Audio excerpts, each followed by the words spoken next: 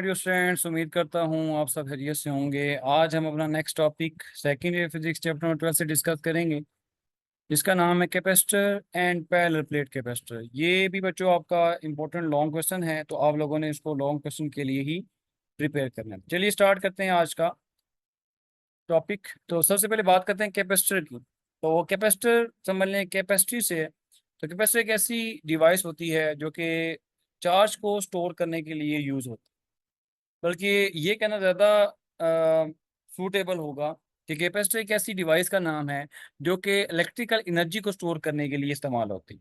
तो आप इसको ऐसे डिफाइन कर सकते हैं, device that use to store electrical energy.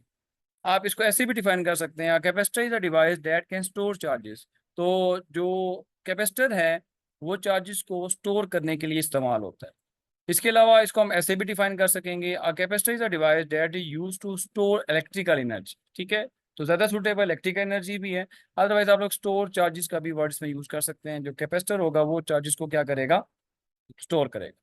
तो पहला प्लेट कैपेसिटर की हम बात करेंगे इसमें। तो पहला प्लेट कैपेसिटर क्या होता है? It consist of two conductor plates placed near one another. ठीक है, दो प्लेट्स होंगी जो कि एक दूसरे के करीब करीब पड़ी हुई हैं, सेपरेटेड बाय अ वैक्यूम और any other insulator called dielectric. तो इनके दरमियान में कोई ना कोई चीज मौजूद होगी। वो एयर भी हो सकती है, वैक्यूम भी हो सकते हैं, मतलब कोई एयर नहीं है तब भी होगा, पॉसिबल है। एयर भी हो सकती है, या कोई भी इंसुलेटर मटेरियल यानी कि कोई पेपर हो सकता है, कोई प्लास्टिक शीट हो सकती है। ठीक है, जिसको आप लोग क्या कहेंगे, डाई इलेक्ट्रिक। डाई मतलब टू, इलेक्ट्रिक मीन चार्ज। ठीक है, डाई मतलब टू, इलेक्ट्रिक मीन चार्ज। तो जो चीज दो चार्जेस के दरमियान मौजूद होगी उसको हम डाई इलेक्ट्रिक कहेंगे। क्यों कहेंगे? क्योंकि डाई मतलब टू, इलेक्ट्रिक मीन चार्ज। तो इन दोनों के दरमियान अगर कोई चीज रख दी जाए तो उसको हम क्या कहेंगे, वो क्या है, वो डाई इलेक्ट्रिक है। इसका सिंबल जो बच्चों होता है वो कुछ ऐसे आता है। प्लेट्स होती हैं, एक इधर लेफ्ट साइड पे एक राइट साइड पे, तो दोनों तकरीबन एक जैसी प्लेट्स आपने रखनी है। ठीक है, और इसका सिंबल होगा। अब इसके बाद हम बात करते हैं कैपेसिटर के ऊपर चार्ज कैसे स्टोर होता है। जैसा कि यहाँ पे आपको नजर आ रहा है, मैंने डायग्राम बनाई यहाँ पे। तो अब एक प्लेट है, लेफ्ट प्लेट को मैंने पॉजिटिव से कनेक्ट कर दिया और राइट प्लेट को मैंने यहाँ पे नेगेटिव से कनेक्ट कर दिया। अब जो मिसकंसेप्शन है वो ये होती है कि अब जब हम पॉजिटिव से कनेक्ट करेंगे तो यहाँ पे पॉजिटिव चार्ज आ जाएगा। ठीक है, और यहाँ पे पॉजिटिव चार्ज आएगा और यहाँ पे क्या आ जाएगा, नेगेटिव। ठीक है, यानी कि अज्यूम ये किया जाता है कि यही पॉजिटिव चार्ज जो है यहाँ पे चला गया। ठीक है, ये एक मिसकंसेप्शन है। होता ऐसे ही है कि चार्जिंग आपके पास ऐसे ही होगी इसकी, या कैपेसिटर ऐसे ही चार्ज स्टोर करता है। लेकिन एक्चुअल में इसकी बिहाफ पे रीजन क्या है वो हम देखते हैं। अब हमें ये पता है कि कोई कैपेसिटर है, जितना उसके ऊपर पॉजिटिव चार्ज होगा उतना ही क्या होगा, नेगेटिव। ठीक है, उसकी जो प्लेट होती है, कोई मेटल प्लेट है, उसके ऊपर जितना पॉजिटिव चार्ज होगा उतना ही क्या होगा, नेगेटिव चार्ज होगा। ठीक है, तो इसी वजह से इलेक्ट्रिकली क्या होते हैं, सारे न्यूट्रल होते हैं। तो हम ये कहते हैं कि जितना पॉजिटिव है उतना ही क्या, नेगेटिव है।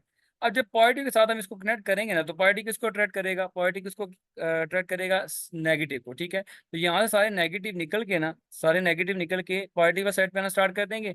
और यहाँ से सारे पॉजिटिव, क्योंकि नेगेटिव किसको अट्रैक्ट करेगा, पॉजिटिव को, तो यहाँ से सारे पॉजिटिव जो है वो मूव करके इस साइड पे आना स्टार्ट कर देंगे। जिससे होगा ये जिससे होगा ये कि बच्चों यहाँ पे नेगेटिव सारे निकल जाएंगे, सारे नेगेटिव निकल गए और यहाँ से सारे पॉजिटिव निकल गए। तो इससे क्या हुआ, पीछे बचा क्या यहाँ पे, वो देखें। अभी मैंने आपको बताया जैसा कि यहाँ से नेगेटिव निकलेंगे तो पीछे सारे कौन सा चार्ज आ जाएगा, पॉजिटिव, पॉजिटिव, पॉजिटिव। ठीक है, यहाँ पे कौन सा आ जाएगा, नेगेटिव, नेगेटिव और नेगेटिव। इस तरह के पास ये कैपेसिटर क्या हो जाएगा, चार्ज हो जाएगा, या ये चार्ज को स्टोर कर लेगा। ठीक है, और ये तब तक चार्ज को स्टोर करता है जब तक कि इसका पोटेंशियल डिफरेंस, ठीक है, इसके पोटेंशियल डिफरेंस के इक्वल ना आ जाए। ठीक है, और इसकी एबिलिटी भी होती है कि इसने अपने अंदर कितना चार्ज को स्टोर करना है या कितना ये कर सकता है, वो आगे आने वाले पॉइंट्स में हम बात करेंगे इसके ऊपर। तो चलिए अब स्टार्ट करते हैं बाकायदा इसका। मैथमेटिकली हम देखते हैं कि हमने प्रीवियस टॉपिक में डिस्कस किया हुआ है कि जो करंट है बेसिकली वो किसके ऊपर डिपेंड करता है, वोल्टेज के ऊपर। तो अब क्योंकि हम चार्ज की बात कर रहे हैं तो चार्ज भी किसके ऊपर डिपेंड करेगा, वोल्टेज के ऊपर डिपेंड करेगा। तो हम ये कह सकते हैं कि जितनी वोल्टेज ज्यादा आप लगाएंगे उतना ही चार्ज ज्यादा नहीं बल्कि स्पीडी जो है वो क्या करेगा, स्टोर होगा। अब कैपेसिटर की एबिलिटी ही यह जो है हम कहते हैं 5 कूलम चार्ज स्टोर करने की है। तो अब ये नहीं है कि हम लोग 20 वोल्ट की बैटरी लगा देंगे तो उसमें तो आपका 20 कूलम चार्ज हो जाएगा। चार्ज 5 कूलम ही स्टोर होना है इन प्लेट्स के ऊपर। लेकिन अगर आप लोग 5 वोल्ट की बैटरी लगाएंगे तो उसमें कैपेसिटर जो है वो थोड़ा स्लोली, हम कहते हैं कि उसके ऊपर चार्ज स्टोर होता है।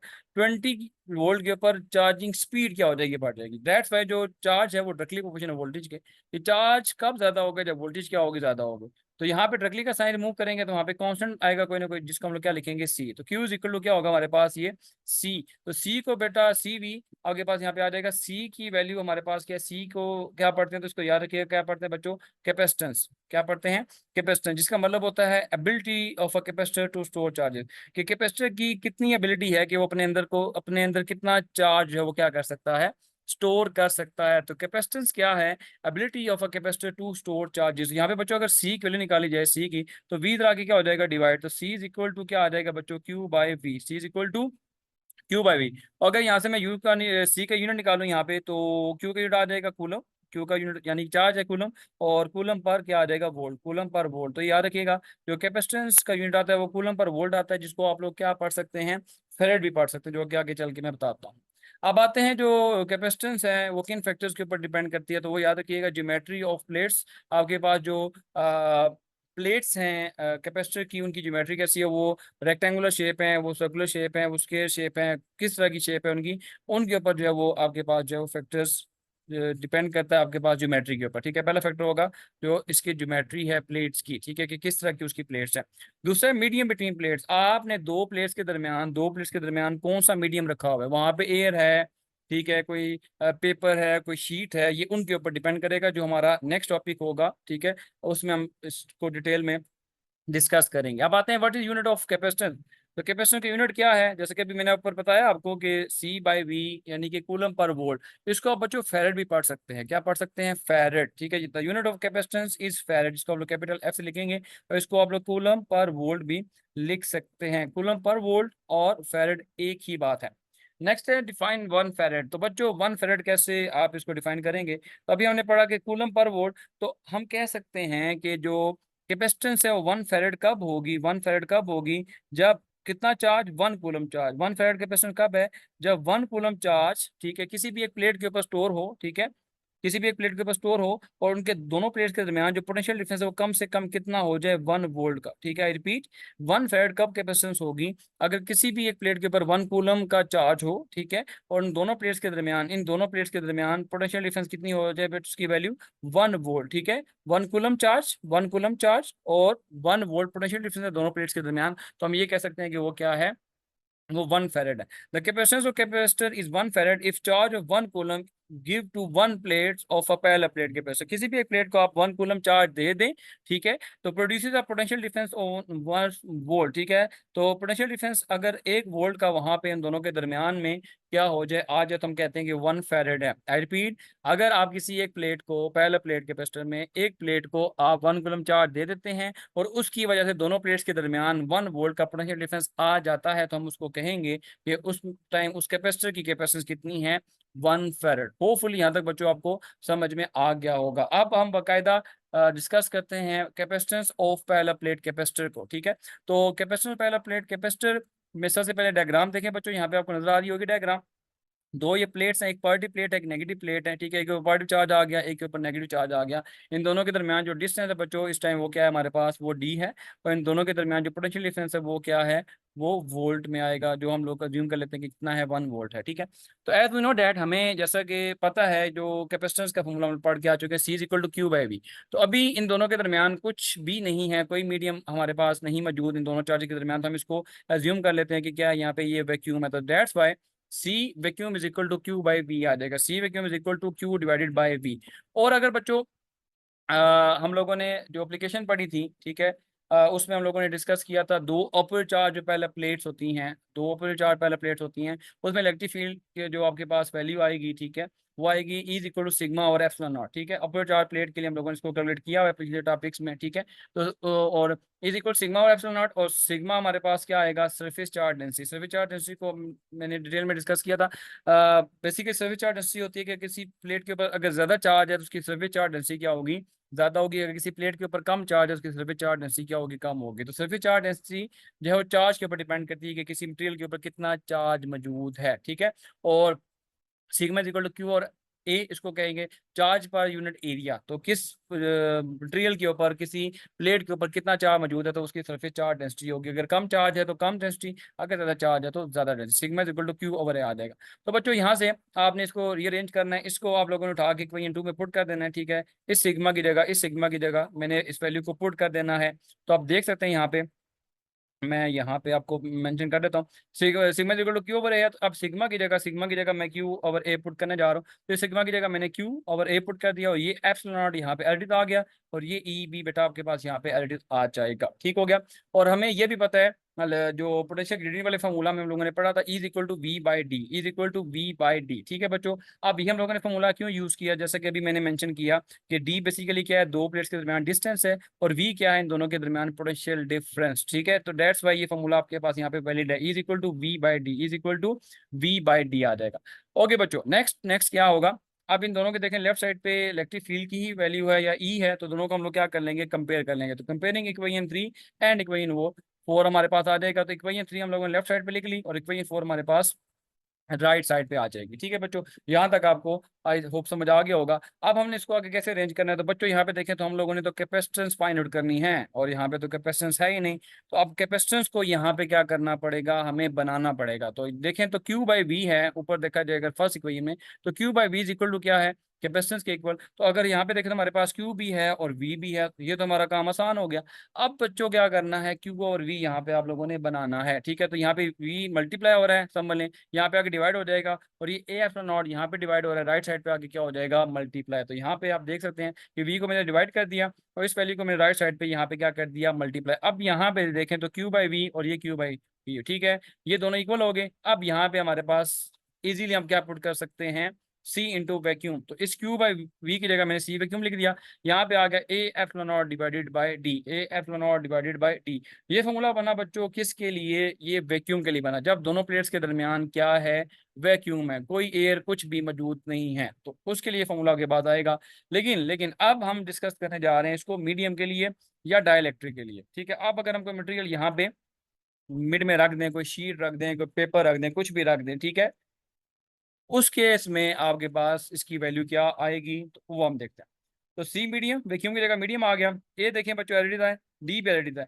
अब एप्सिलॉन नॉट के साथ, एप्सिलॉन नॉट के साथ हम लोगों ने एप्सिलॉन आर मल्टीप्लाई कर दिया, बस दोनों में चेंजिंग क्या आ रही है, ऊपर देखें और नीचे देखें, दोनों में चेंजिंग क्या है, वहां पे एप्सिलॉन नॉट है, यहाँ पे एप्सिलॉन आर आ जाएगा, उसका मल्टीप्लाई हो गए। उसकी वजह क्या है, उसकी वजह ये बच्चों कि हम लोग मीडियम की वैल्यू यहाँ पे फाइंड आउट करने जा रहे हैं, तो उसके साथ हमें रिलेटिव परमिटिविटी को क्या कर देना है, मल्टीप्लाई कर देना है। तो होपफुली यहाँ तक आपको ये बात समझ में आ चुकी होगी। लेकिन लेकिन अब नेक्स्ट हम इसको मजीद जो है सिंप्लीफाई कर देते हैं। अगर बच्चों मैं इस ए epsilon naught divided by D को मैं यहाँ पे लादा लिख दूं, और एप्सिलॉन आर को यहाँ पे लिख दूं, तो कोई इतराज बेशक हो बच्चों, फिर भी मैंने लिखना है, ठीक है। तो A epsilon R divided by D epsilon R यहाँ पे आपके पास आ जाएगा। एप्सिलॉन आर देखें तो यहाँ पे एडिट आ गया, ये यहाँ पे नजर आ रहा है आपको। और इस पूरे की जगह ऊपर देखें तो ये किसकी वैल्यू थी, ये बच्चों हमारे पास थी वैक्यूम की, ये तो यहाँ पे छुपी हुई है, ठीक है। तो यहाँ पे ये इसकी value a epsilon naught divided by d, ये epsilon naught divided by d दोनों सेम है, तो इसकी जगह क्या लिखा जा सकता है, सी वैक्यूम। तो यहाँ पे मैंने क्या लिख दिया, सी वैक्यूम इंटू एप्सिलॉन नॉट। यानी कि अगर आपने मीडियम के अंदर कैपेसिटेंस की वैल्यू को फाइंड आउट करना है, तो आपने वैक्यूम वाली कैपेसिटेंस की वैल्यू को उस मीडियम की रिलेटिव परमिटिविटी के साथ क्या करना होगा, मल्टीप्लाई करना होगा। तो आपको सी मीडियम यानी कि उस मीडियम की कैपेसिटेंस जो है वो पता चल जाएगी, ठीक है।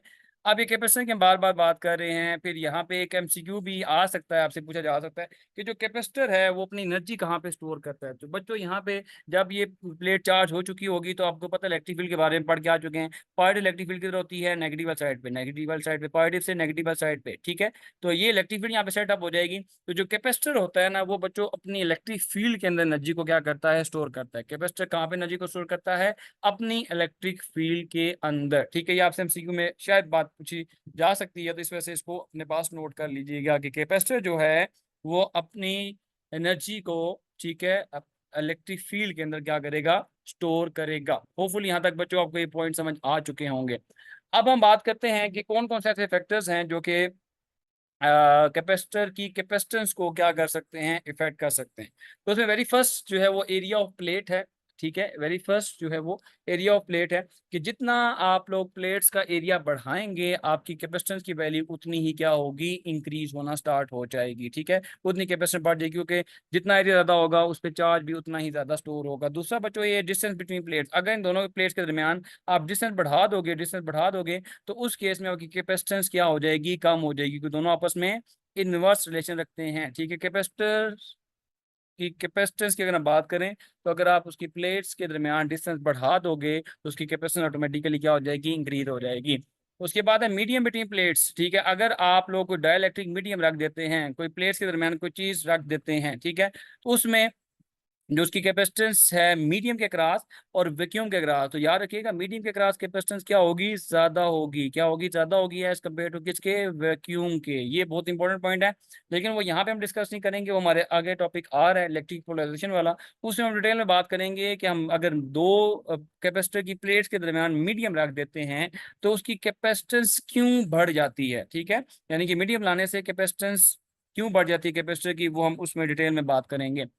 ठीक है बच्चों, याद रखें in the presence of a insulating material, अगर आपको इंसुलेटिंग मटेरियल यानी कि कैपेसिटर की प्लेट्स के दरमियान को इंसुलेटिंग मटेरियल को शीट लगा के रख देते हैं तो capacitance of a capacitor will increase, वो इंक्रीज कर जाएगी किससे, बाय फैक्टर ऑफ एप्सिलॉन। और ये तो बच्चों यहाँ पे मैंने एक्सप्लेन कर दिया आपको कि अगर मीडियम लेके आते हैं कैपेसिटर की जो है प्लेट्स के दरमियान तो वहां पे कैपेसिटेंस बढ़ जाएगी किस फैक्टर से, एप्सिलॉन और फैक्टर से। ठीक है, ये हम लोग यहाँ पे पढ़ चुके हैं कि वो एप्सिलॉन आर रिलेटिव परमिटिविटी के अकॉर्डिंग वहां पे कैपेसिटेंस जो है वो बढ़ जाएगी। अब जी बच्चों इसके बाद बात करते हैं रिलेटिव परमिटिविटी की।